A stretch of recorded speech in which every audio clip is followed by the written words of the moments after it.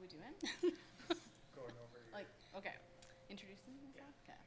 Hi, I'm Katie Bevan, and I own the farm downtown on Main Street, but I also own Main Supply, Refillery, and Goods, and that is a new venture that we've just expanded into in the last month. So if you haven't come to check us out, we're right in the heart of downtown on the West End.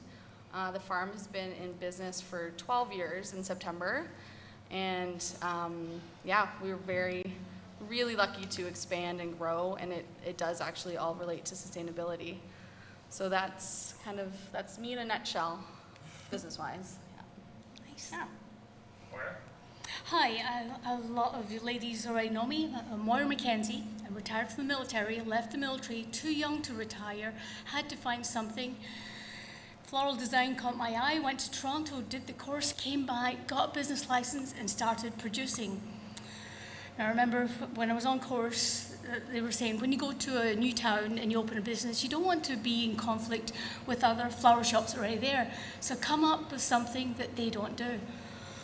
So heck, sustainability, that was the only key. Yeah, I'm okay working with chicken wire and cutting my hands. I'm okay with bending dogwood to make things work because I don't use floral foam. I think that now is the easy way. That's the way floral schools are still teaching people, use it foam, but once you've learned how to do that, get rid of the foam. Get rid of the tape. People put tape across the top of vases. Tape is not recyclable. You end up with a bunch of pieces of tape and you've just wasted. So here's what you're going to do. You're going to get some dogwood. It grows at the side of the highway. Watch out, Sue, for that Japanese knotwood. You don't want to use that. It's an invasive species. So you get dogwood, it's grown at the side of the highway, cut it nice and low so that it will regenerate. Don't cut it at the top because it doesn't regenerate. Cut it right at the bottom. Bend it over, stick it in your vase, put a couple in to replace the tape, then start putting flowers in. So you can get your flowers from a grocery store. At 6 to 8 stems they sell you for $10.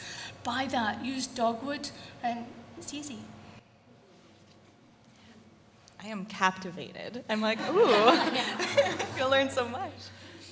Oh, yeah, classic me. Hi, I'm Lindsay. I am here representing the Finch, which is a boutique retro-inspired cottages on the shores of Lake Nipissing, just off Lakeshore Drive on Banner.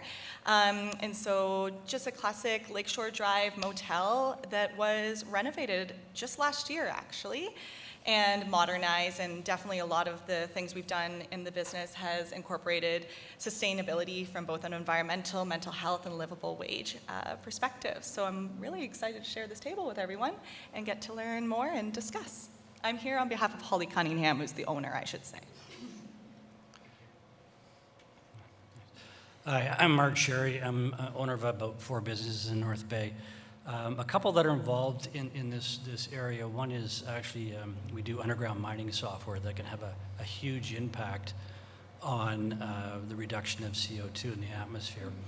I'm also involved with a company called One Red Maple, and that's looking to drive traffic away from Amazon and large retailers like Walmart and drive that traffic to local independent-owned stores or franchises. And so there's a huge economic impact that has, as well as environmental.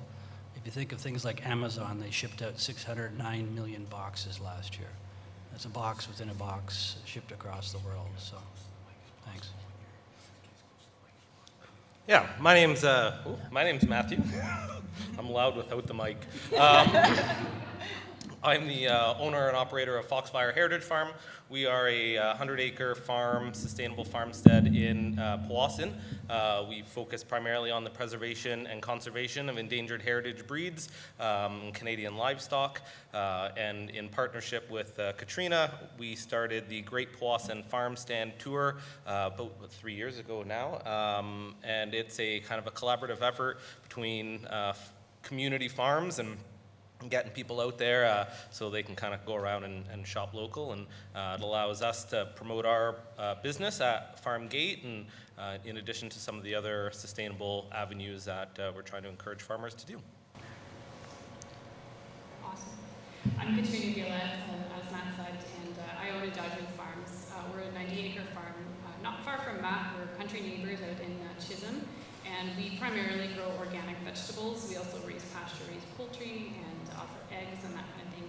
And just a quick background on the Farmstand tour itself. In 2020, I was hauling a shed out of my yard and putting it at the farm end of the driveway, and I thought, you know, there's a few of us that started Farmstands this year. It would be kind of neat to maybe put together a map, you know, and maybe build awareness of who we are, where we are, and that kind of thing. So a conversation between Matt and I kicked off, and he said, yeah, let's make it a driving tour. So that's what we did.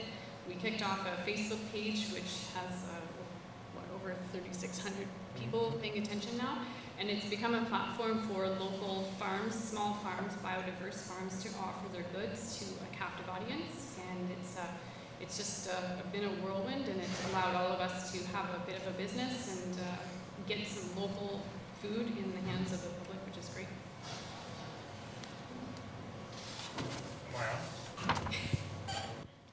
Hello, thanks.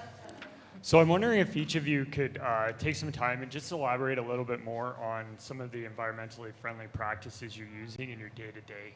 Because some of the businesses that may be watching or that might be here, they might be curious as to where to start. So what drove you to make some of the changes that you were making or start the way you did, and how did you do that? Whoever wants to go first? Do you want to go in a line? Sure, Okay. that works. Or Okay. if anyone wants to jump in. Okay, I'll hit it off. So basically, I mean, the farm, I didn't elaborate too much, but it was created on a sustainable, like economically sustainable template. I'm gonna not have words today, but Those are you good guys get it. Basically, when I first moved back here, I'm a clothing designer, and I wanted to sell my goods, and I did want to have a brick and mortar because that's, you know, it's my passion. And I knew I couldn't do it alone because you hear a lot of stories along the way about people just, you know, burning out, and we all can relate to that in all of our industries. But basically, we started as a collective. So I took certain groups. I went and talked to certain people in town, like Liz Lott, and Christine Charette owned Hebrew Boutique, and they were struggling to keep it open, and it was a eco boutique, and it was my favorite place to go when I would come back to town, and they were really thinking ahead. So I approached them, and I just said, hey, would you want to partner up and open a Main Street location? Because they were on a second floor, and so that was the first big partnership that allowed me to open the doors. We shared costs, but we also shared time. So that built a membership base. So basically everyone that worked there was a volunteer per se. They would get money back depending on what level of they were a working member or if they rented studio space, but they did have to work X amount in the store in the week.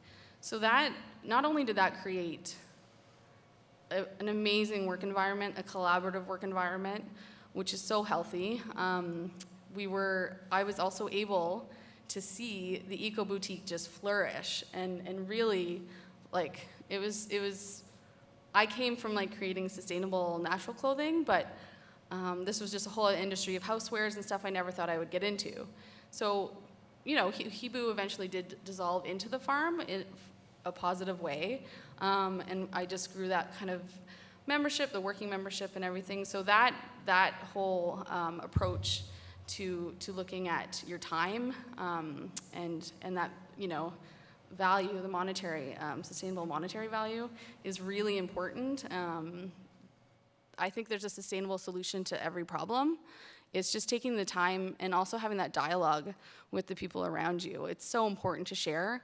I think we're all coming off of, you know, a period of time years ago where everything was closed. Everything was closed in, everything was competitive, and it was whoever reaches the top first.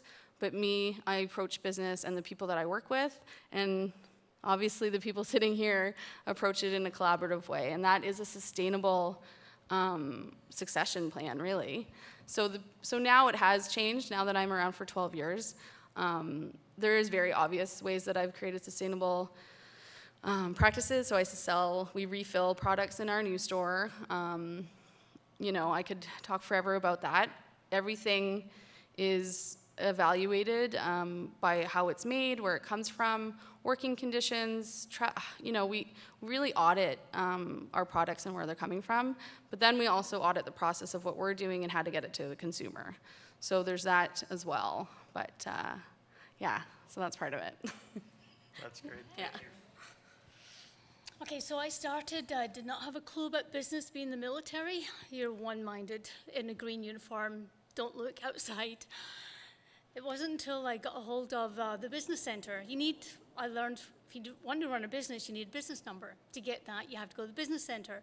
I met Jennifer and Vincent at the business center, and Kennedy when she was there, and they kind of got me rolling, got me a business number, and then told me where to go from there to the Business Women's Network. And then from there, met Sue Williams, starting to meet big people that have big ideas in North Bay that want to help like small businesses. That's how I rolled. Awesome. Okay. At the Finch, so again, it's a vacation rental off Lakeshore Drive. So from an environmental perspective, working to ensure efficiencies, so changing the windows, for example, to just update the property itself. It is a cottage. It's 4 different cottages. As well, collaborating with some people here, so the refillery at Katie's, the main supply, and before that I was at the farm.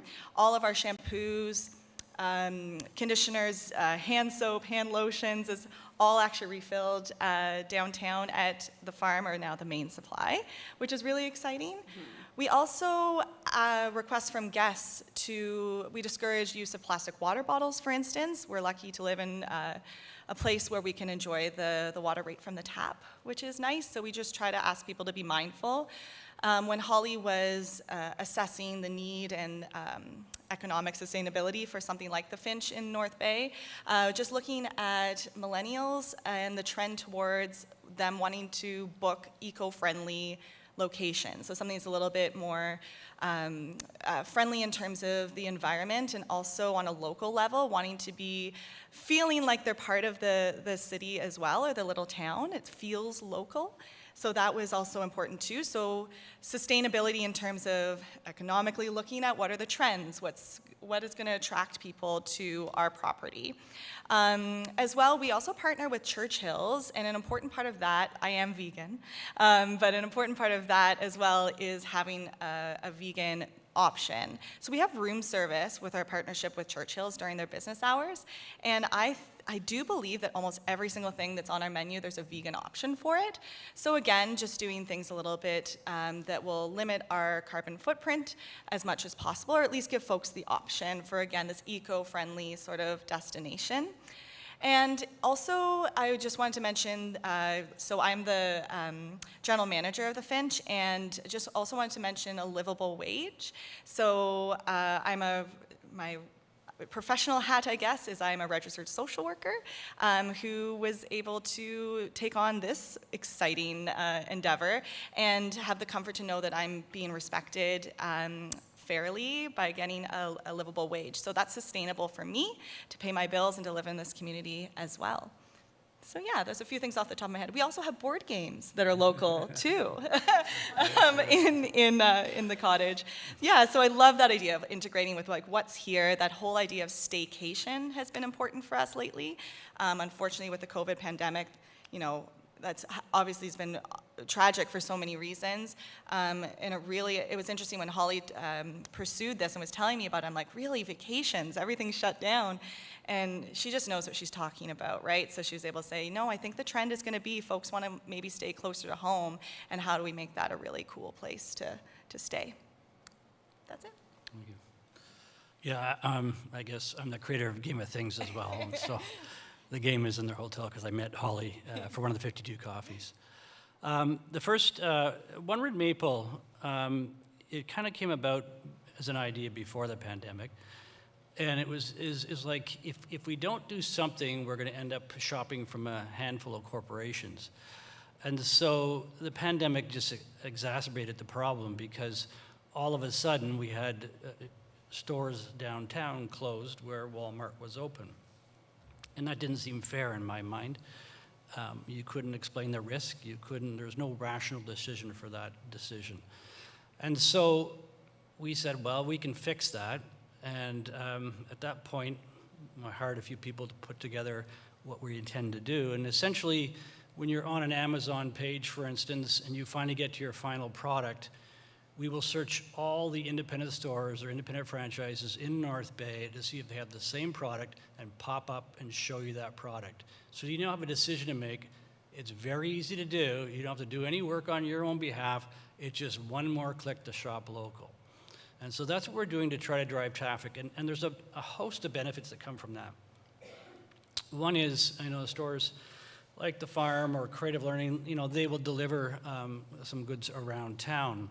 And just the fact that they're probably going to be driving around in a car versus a cubed van, like a Perlator van or a FedEx van, is a huge savings in just the emissions caused by automotive traffic.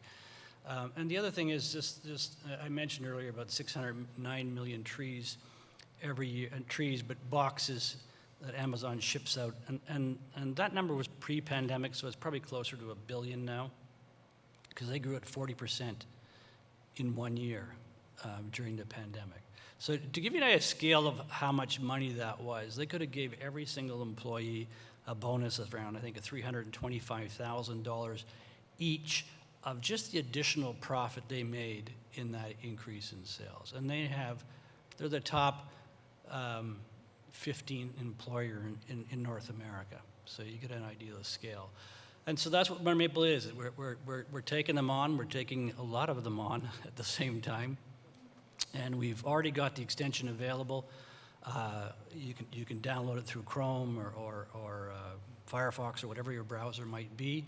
And we're about to release it on mobile as well in the coming months. So I'll talk about the other business later, but I'll just pass it on now. Great.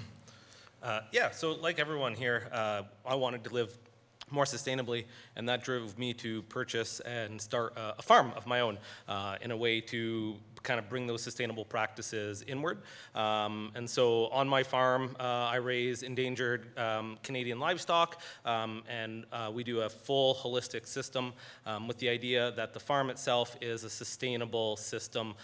So much like large industrial farms, they're producing a monocrop, whether it's just a corn or a wheat or raising a single unit of livestock. And those aren't sustainable practices over time, despite being profitable.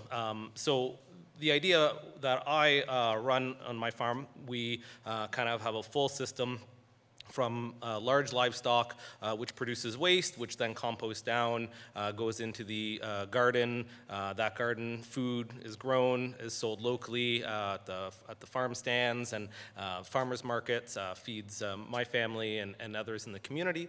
And then excess and any waste goes off to some of the other animals, like our pigs.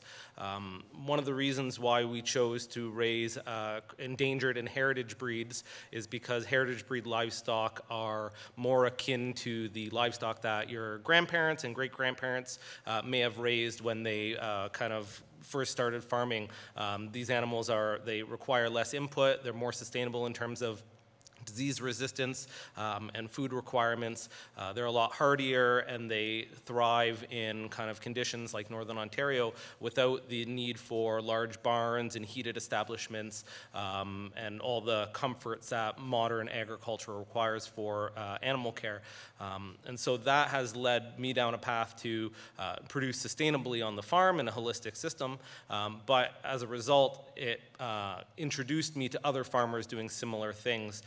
And such as it is with a small farm, I could never produce enough to feed a fraction of the people that buy food from the grocery store.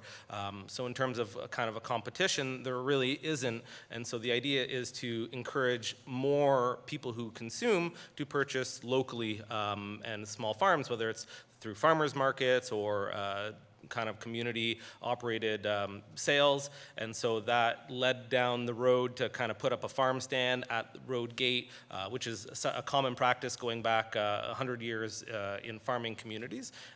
Like Katrina said, we kind of started around the same time with a similar idea, and that led us down the path of creating the Great Powassan Farmstand Tour, which is essentially a map, a digital map used to encourage other people to come out, people that might not have been out to Powassan or known about a number of the farms in the area. One of the benefits that I seen sustainably wise from that is there was a number of farms that might not have been as savvy with social media and marketing that got themselves more attention because they're able to use the Facebook networking and the kind of group that we've created to promote their products. So a number of farms got excited. They've built roadside stands, put things at their farm gates, and from a sustainable aspect, that prevents them from having to maybe drive distances to attend local farmers markets, allows smaller farms to get their product out on a small scale. Maybe they weren't producing enough to attend a farmer's market or sell to a local store. And so on a sustainable side, that is, I think, really important because there's a number of small farms, and the small farms are the ones that are working the land regeneratively and sustainably, and they're essentially what's going to help continue to create sustainable food web for people in local communities without having to go out and purchase things from Mexico and United States at their grocery store. So yeah. My journey into sustainable living started back in 2012, 2013. And I had just had my second child. She was an infant and was just starting to get into solid foods and that kind of thing. And I was really taken aback by the number of food recalls out there. And I was starting to get so discouraged because it didn't seem to matter whether I chose one brand or another. It seemed that the system that that food was produced from was flawed enough that there was constant recalls on the news. So it started off as a little backyard garden that we kicked off, and we lived in Canadore, so we had a little bit of space. And I found myself really enjoying my time there, and I was really enjoying growing vegetables that I could then turn into baby food that I could then freeze and preserve. And it really kicked off what I think is a lifelong interest in going back to like older traditional ways and being a little bit more independent of the current system that we all rely on for food. In 2018, I bought our farm, and my husband and I run it, and our two kids help out, but I had spent those years in between then and 2018 learning about all the different ways that we could possibly do this with very minimal inputs as far as buying equipment or using lots of resources and that kind of thing, because I really didn't like the monoculture style of farming, the traditional, conventional way of just dumping a bunch of inputs in, growing something, yanking it back out, and having to deal with mass infestations of pests. Because when you have too much of one crop, you're feeding an awful lot of one kind of pest, which you then have to counteract with a whole lot of chemicals to take it out.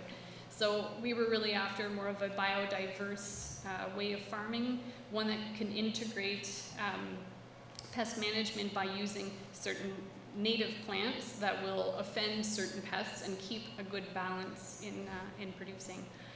So that's kind of where we went, and we've actually expanded it into, we raise pasture-raised poultry, and we have tractors, they're called chicken tractors. It's basically an outdoor shelter that we move twice a day, so the animals are kept outside, but they are sheltered and protected, and as a result of us moving them on the land, they're putting a lovely blanket of nitrogen down, which is then feeding the soil and enriching the grasses that already exist, and hopefully our next step will be moving into larger livestock and that kind of thing, and we're hoping to do rotational grazing similar fashion. Just basically using what nature already does better than any of us can, and giving it a bit of guidance to keep a good balance, and like Matt said, eventually having like a regenerative, holistic system on farm. To his point about the community of farmers, it's been absolutely wonderful to connect with like-minded people, and the whole goal behind starting this thing was really to bring more awareness to who is out there, what they offer, and how and when you can get the product, because we found that there was a real gap in people learning where. A lot of people were like, yeah, I'd love to buy, sustainably raised meat or vegetables, but where? They go to the farmer's market, and that's a great avenue, of course, but we can absolutely shorten that supply chain even more if you're going from the garden to the end of your driveway. And it's kind of become this wonderful little agritourism initiative that has people out and seeing the farms and meeting the farmers and the people that are producing the products. And it's really become an educational tool. Moving forward, as we get into more on-farm events, it's wonderful to have kids out. They're starting to learn and see how food is actually raised, where eggs come from, and what a rooster sounds like. So we're really kind of connecting those links together that I feel are lacking as far as education goes, because people are sadly disconnected from their food and the chain that brings it to their table. Thank you. Am I on? Oh, hello? Okay, perfect. All right, so before I ask any additional questions, I did want to open it up to the floor in the audience. Is there anyone that wanted to come up to the podium over here and ask any questions that you're thinking about for any of the businesses that are here? Harriet? Yeah. I saw you writing things down. Yeah. Yeah.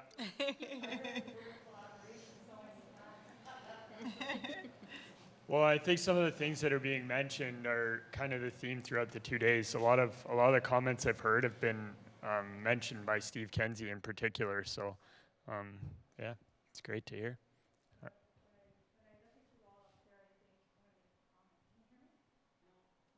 Just give it a sec.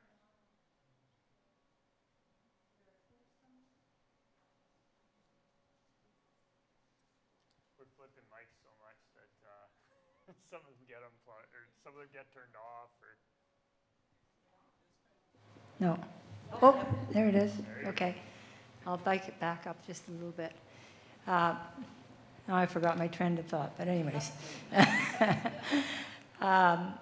It's just so wonderful to see, 6 people up there interested in collaborating, because it's just a personal comment. I think there's been an isolationist kind of approach to business. And we need to, I think collaboration is the only way for us to move forward in this century. If we're going to survive, we have to work together. And maybe I'd like to hear your comments about any ways that you have reached out to other businesses. I know you've mentioned a few, but do you any comments about that?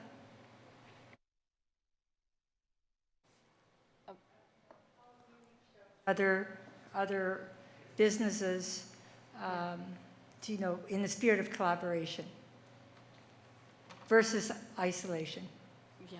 Do you want to go? I think there's many ways. You can do a formal, maybe you heard of somebody or a friend told you about a business you want to collaborate with, and there's more of a formal meeting. I will also speak to, social media, love it or hate it.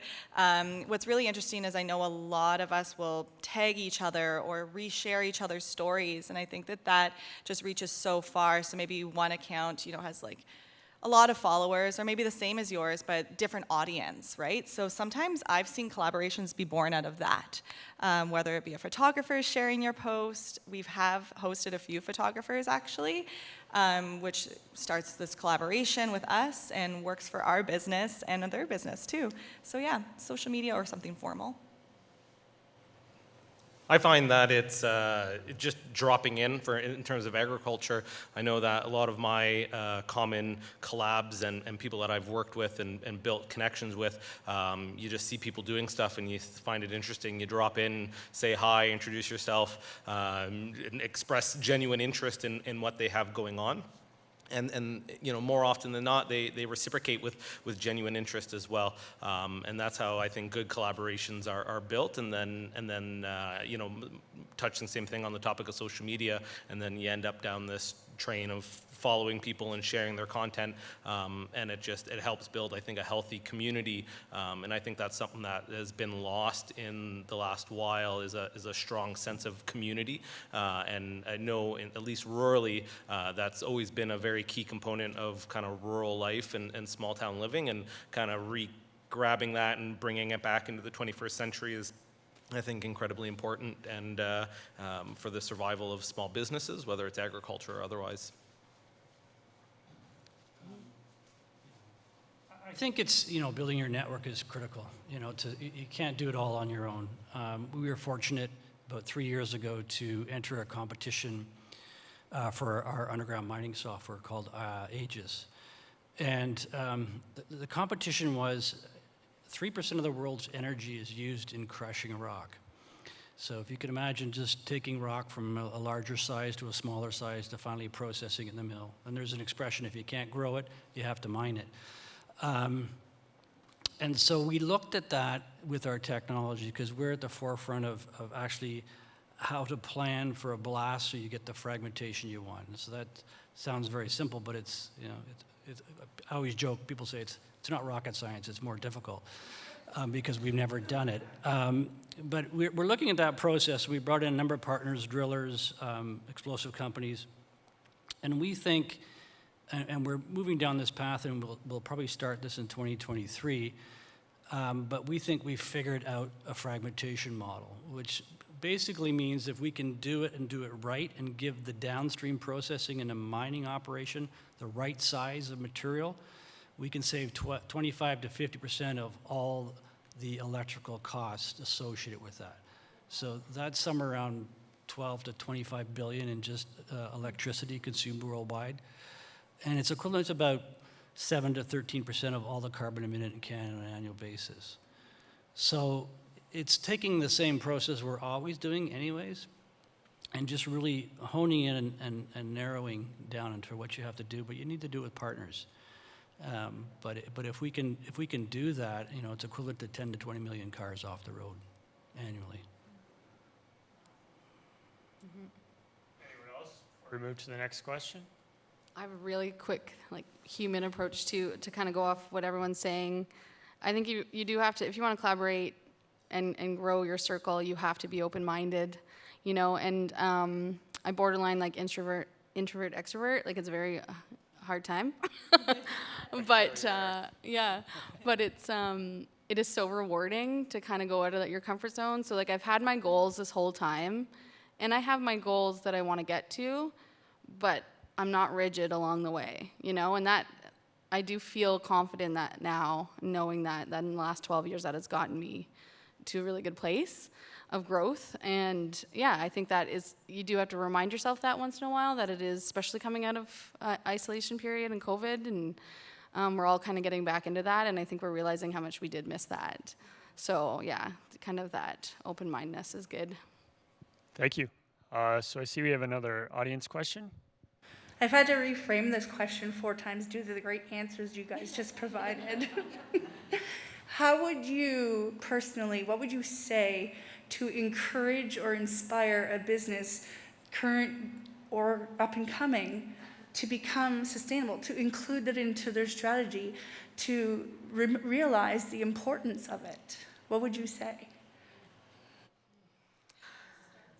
Like Katie just said, to keep an open mind. There's other ways. If you see somebody, off the top of my head, let's say coffee. For example, we need coffee filters. And I used to buy the dollar store coffee filters, but then my husband, he went and bought a name brand. Why did you do that? And keep an open mind. The new stuff that he bought is better in my compost than the cheaper stuff I bought at the dollar store. There's better ways instead of my dollar store filters going in the garbage now because it couldn't go in the compost. Well, now the more expensive ones can go in the compost. It's just keep an open mind. And I'm very thrifty being Scottish. I'm not happy with the price of commercial filters that will biodegrade. But keep an open mind. There's something else out there. I know there is. I would say to start small and start slow. Don't try to take on too much and just enjoy the growth, because if you want a behavior to stick, you need to do it repeatedly, and small changes are much easier to start off with. Yeah. Yeah. Yeah, I would definitely echo that. It's okay to learn as you go, and sometimes, you know, it sounds so cliche, but I do learn from my mistakes along the way and try not to get frustrated with that. And also, I think flexibility too, right? You might be really gung-ho about one thing, and then you realize, hey, that didn't work out so well. It's okay to flex and talk to your network and who's doing something similar, who can you lean on, right? To just grow that network and be flexible with your learning. And I think like the slow and steady, flexible, patience, like sustainability is, I mean, there's so many avenues of it, but it might just take a couple more questions to yourself, or if you have a little network that you can trust, that you kind of bounce ideas off of, because that's what I definitely do.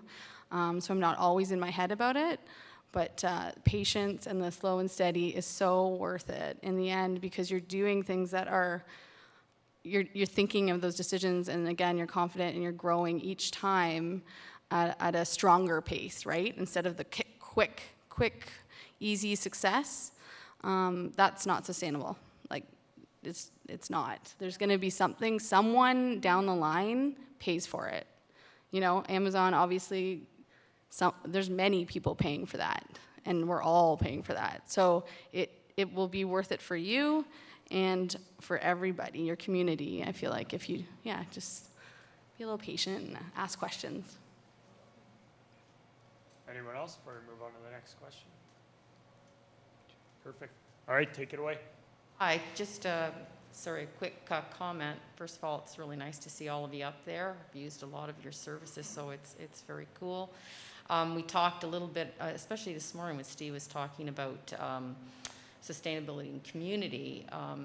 We talk about staycations, but one of the things, we're a tourism area, and one of the things about all of you and people here and other businesses in North Bay, there's sustainable practices that are used, is it attracts people here. People are looking for places to go see. So hats off to all of you, because, you know, Farmstand tour, it's like one of my faves. So, and the other thing is just a sort of hats off to Moira. Moira, you didn't talk about what you do in your business. So because I know that you have something that some of the people here might not know, if you just take a minute to talk about your business and how it's sustainable, what you do with your flowers, I think that's really important. Sure, Okay? thank you. All right, so the first stage of my business, I want it to be sustainable. But to do that, I had to come up with an idea how to do it, so now I do subscriptions. For example, people buy flowers at the grocery store maybe once a week, take them home, they last 3 days. They don't really look as nice when you take it out of the plastic. So I thought, okay, if I come up with an idea of, I'll supply businesses, homes, with a vase and the flowers already arranged. So here's what I do. On a Saturday, I drive to Sudbury to my grower, another independent business. He's a grower and a wholesaler because he has to bring roses up to the north. We don't grow roses in the north. It's a luxury, and we pay the price to have it brought up to the north. He also grows seasonally, which is really nice. And I'm going to be hooking up with Becky from the Colour Farm. She's doing flowers too. Well, I'll collaborate. So I pick up my flowers on a Saturday, bring them back to North Bay. Sorry, I've got to pay for gas for my car. Eventually, my goal, an electric vehicle. So it goes back to my place. They condition the flowers on the Sunday. The Monday, or the Sunday they're arranged. Monday morning, they're all delivered all at once. One trip into North Bay. I'm in Corbeil, so I've got to think of my own cash flow, as well as want the money to go to the flowers. I don't want people to be paying like exorbitant fees to have their flowers delivered. That's just not fair. So really, people are getting the loan of my container. It's always glass or ceramic, never plastic. So they get a nice arrangement, no plastic inside. The following week, I go and I pick up that container, the dying flowers. I take it all, give them a fresh one, because nobody in business, nobody has the time to deal with cutting flowers in bits and pieces. It's a real mess. Leave that mess to me. So I take that back to my place. The flowers get composted. It's another challenge in the north because you can't compost in the winter. It's tricky. I'm looking at getting worms, although I'm not keen on that idea, but worms are supposed to, I'm working that idea this fall. But you get compost. So you imagine my place, I have bags of wilted greens waiting to go in the compost. They get in the compost, and I think just yesterday I noticed there's heat coming from the compost. It's finally clicked in, and we'll just keep it going from there. Yeah, so that's it. Nobody has to store vases. I get the vases. Where do I get the vases from? I recycle. I go to Rebuilt Resources and Value Village. Even though they get more pricey, it's still easier than me getting a delivery of fresh vases from Toronto. So I locally source that material as well. I hope that answered your question. Well, I'm sorry, can I just piggyback on that? Because the really cool thing, and especially with deliveries and with retail, and what Mark was talking about with Amazon shipping out like one box here, one box there, all the same order, right? The whole batching of deliveries is a really, like, shop local, sustainably. It's a whole selling feature, but also feels really good. It's efficient on your time and also on gas, and the less, less money has to be passed down to less charges to the customer and stuff. So that's been that's a ride, that's a time. It might take a whole day, but it's good. Any other questions from the audience before I ask one? Oh, perfect. Didn't see you there. Thank you. Go ahead. Hello. Can you hear me okay? My name is Krista, and I noticed a huge difference in my friend group post-pandemic with regards to their outlook on the environment. And during the pandemic, a lot of the government agencies and commercials you would see on television were encouraging people to spend more time outside, go for nature walks, be active, and it was all good for your mental health. So I'm curious to know if you've seen anything with the change in persona from your clientele with regards to post-pandemic, if you've had different people maybe appreciating your services or your goods, or if you've noticed a trend where people are more appreciative of sustainable developments versus the stigma that was towards the environment pre-pandemic. That's a fantastic question. Yeah. Who wants to go? So in terms of agriculture, the Farmstand tour really kicked off at the beginning of the pandemic, and it was just kind of like a happy little accident. We were kind of already working down that path anyways. What we saw at the beginning of the pandemic, we saw supply shortages, people kind of worrying about where they are going to get their food from. One thing that the Farmstand tour helped to kind of promote was that people can get it locally and skip some of the supply chain issues by contacting and getting a hold of their farmer directly. We set up the farm stands. People had different methods of payment. Some of them were self-serve, such as mine. It was a self-serve honor stand, which people were really drawn to because it was contactless. They could kind of show up on their own accord, pick up food, produce, meat, and just pay either through email money transfer or through kind of like a cash box system, and not have to worry about going to the grocery stores or kind of having that contact as well. And they were mindful about being able to source a product that was local, because I think that was, again, important to people at the beginning of the pandemic. And those trends have, I think, continued on, and people have become more aware of where they source their food and wanting to continue the trend of buying local. They've obviously noticed the difference in the value and the quality of the product that they're getting, and they feel good about it as well. So I think it really kicked off those who were kind of not on the fence, but had been kind of thinking about it for a long time. Oh, that's a good thing to do. I really should get around to that. And then when they went to the grocery store, they were faced with empty shelves. It was kind of like, oh wow, this really is quite a complicated system. Maybe this is a simpler way. So we certainly found a lot of people were wanting to buy large quantities as far as meat goes and that kind of thing, and really stocking their shelves. And I've talked to a lot of people who were certainly more minded to the preservation of food and preparing themselves and making themselves more independent of the bigger systems that failed during the pandemic. Can I add to that? Absolutely. Before the pandemic, I have just started my business, and I was very fortunate. I have a lot of friends with businesses downtown, and I was delivering to businesses. But as soon as the pandemic hit, they closed their businesses and moved their businesses to their home, which is good for all of us. So now they don't have to drive to work and park and pay extra hydro. They're doing it all from their homes now, taking advantage of the technology. That's a good thing. So the refillery, Main Supply, the sister store of the farm, it boomed when COVID hit. It's a really weird thing. I'm still unpacking it and trying to figure it out. But basically, we had the refillery section in the back of the farm. So shampoos, Canadian made, organic material, biodegradable, stuff for the home, and stuff for your body, personal care. So started with that in the back of the farm, and obviously our supporters and people that wanted to live a more low waste life were using that, and then we got shut down. And, we all had a moment there where it was like, what's going to happen next? But then all of a sudden we had practical items that people really wanted and needed. And, whether the intention of them was to lower their waste, and improve their impact on the environment, or just to show up and really support their community and the businesses that they wanted to still be there.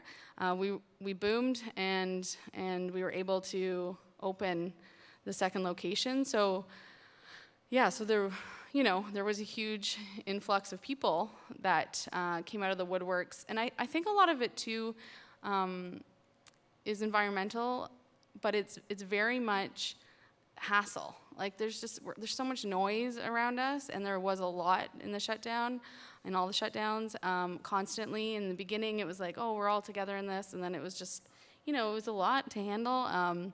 So I do think simplifying, like you don't have to have all this stuff around all the time. You spend a little bit more money and you get some really good quality stuff. We can all relate to that, whether it's agriculture or our services or retail. It was very interesting to see, and I think we're all still seeing and feeling that. So it's kind of it is a positive thing that has come from that. Yeah, I was just going to mention from a tourism perspective, our occupancy rate has been really strong. And we've seen some folks during the pandemic who lived in town and just wanted that feeling of a getaway and would bring their family down to the beach. I love the fact that we have a kitchenette, right, and everything's just kind of there for you, so you can just go and bring your groceries. And whether it be a reunion, now we're seeing lots of people come and just meet family they haven't seen in a really long time, which is really awesome. But yeah, I would be amiss to not mention the fact that people in our community have also just said, hey, let's just rent a cottage and hang out with their family or friends. So that's been really interesting to see those trends. Again, I didn't really know how it was going to go, because opening up this kind of business during COVID was interesting from my perspective. But again, Holly knows what she's doing, and it's definitely been really great. Yeah. I think it just accelerates some trends that were already underway. You are what you eat, and so all of a sudden you realize that, oh, maybe my own health is what's going to get me through this. And so, whether you're, vaccinated or not, your health is probably the most highest predictor of whether you're going to be successful in terms of how long you're going to live. And then people start to evaluate those opinions. But I also found that, North Bay, has always been around the same population base, and not a lot has changed over the years. But something happened. People found us during the pandemic, I think, and I've hired people that would have never came to North Bay unless there was a pandemic. So that's been very interesting, because I think the values that we have in terms of space, environment, etc., people can get that in North Bay, but they can't get that same connection in Toronto. Yeah, sorry. You just reminded me too. It's so true. We are kind of lucky where we live, and I was born and raised in North Bay, moved to Toronto for a number of years, story of a lot of people's lives, and came back and returned and had a new appreciation. I think you're right, like during the pandemic as well, it may have reminded a lot of people down south, and we see people from everywhere stay at the Finch, but you know, down south in particular during COVID, realize that, hey, this place is only 3 hours away. I can leave at breakfast, be there by lunchtime, and have a really great stay and appreciate this really great community. Any other? Oh, perfect. Did you want to ask a question? Perfect. Yeah. Oops. Okay.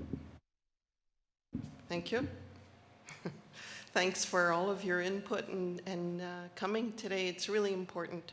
And this question may be more geared, maybe Harriet can answer it, or I'd be very interested in knowing any of your opinions. And that is based on the collaborative principle. I'm wondering if there is serious consideration into forming a bit of a cooperative, I'll call it, in being able to get supplies or material, or, you know, for example, restaurants. I'll use them as an example.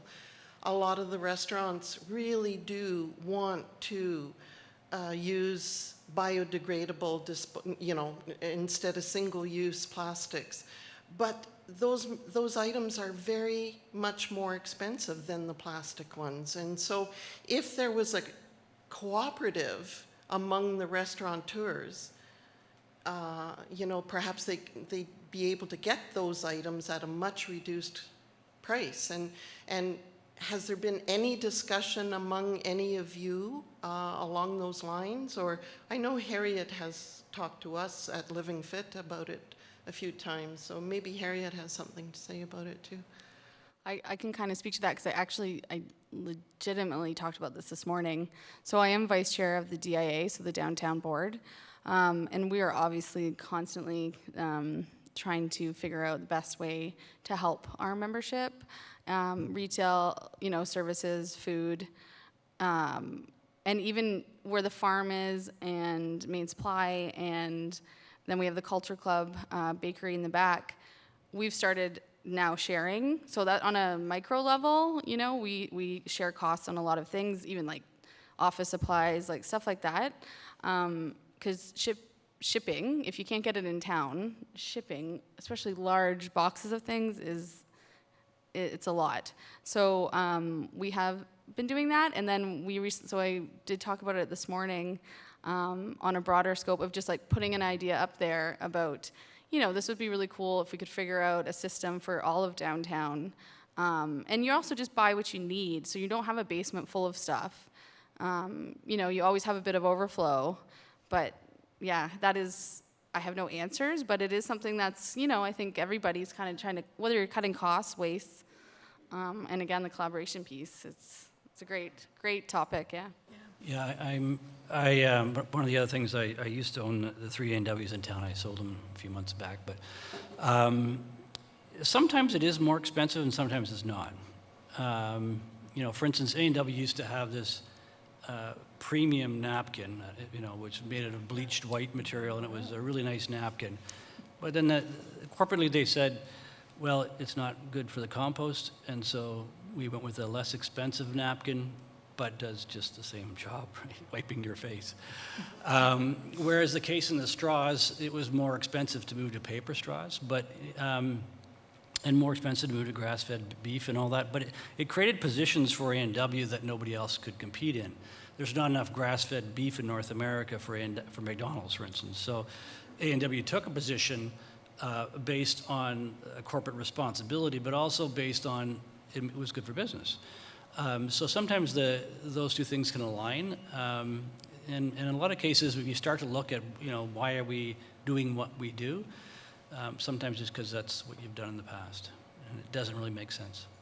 In the agricultural sector, we're in just our small little network of farmers, ones that are on the tour, ones that are not on the tour. We do try to share resources. I've borrowed tools from others rather than going out and buying one.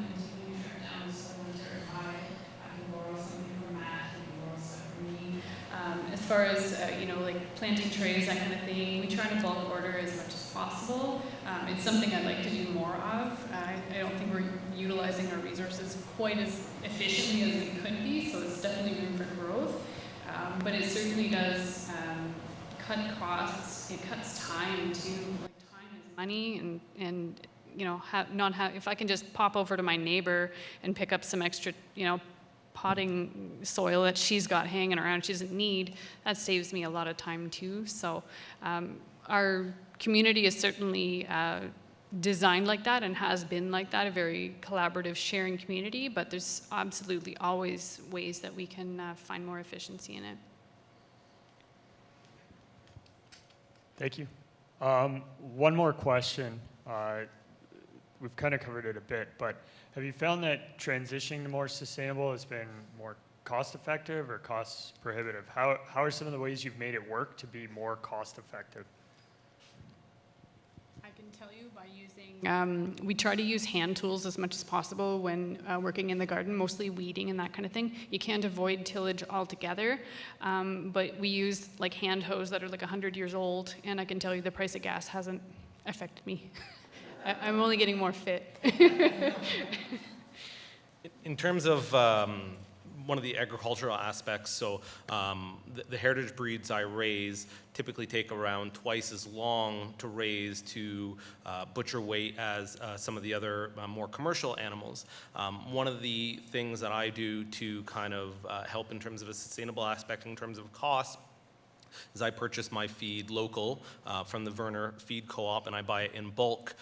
One thing I can avoid doing is buying super high protein, high grow geared food, which is designed for kind of a commercial aspect in terms of getting the animals large to butcher as soon as possible. And by using more sustainably grown grains, I spread that out over a longer period of time to get to the same result.